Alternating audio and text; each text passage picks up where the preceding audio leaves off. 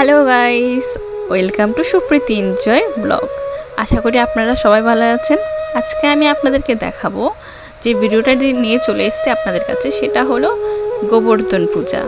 এই গোবর্ধন পূজা কিভাবে করবেন এবং এই গোবর্ধন পূজা করতে কিভাবে আপনারা কত রকম আইটেম দিতে পারেন এবং কত রকমের বিভিন্ন রকম ফল ভগবানকে অফার করতে পারেন।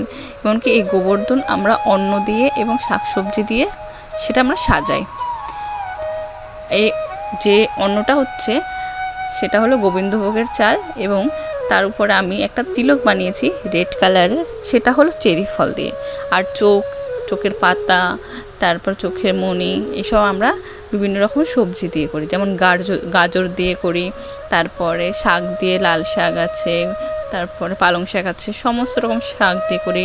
তারপরে অনেক রকমের, আপনারা জানেন অনেক কিছু পাওয়া যায় মার্কেটে, সমস্ত কিছু দিয়ে আমরা গোবর্ধন সাজাই। আমার এই গোবর্ধন আপনারা দেখতে থাকুন এবং ভিডিওটা ভালো লাগলে অবশ্যই লাইক, শেয়ার এবং সাবস্ক্রাইব করতে ভুলবেন না।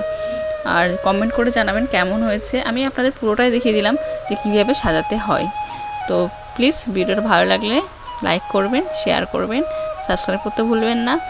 আর যেহেতু এখন দামোদর মাস, এই মাসে খুব পূর্ণ মাস এই মাসটা,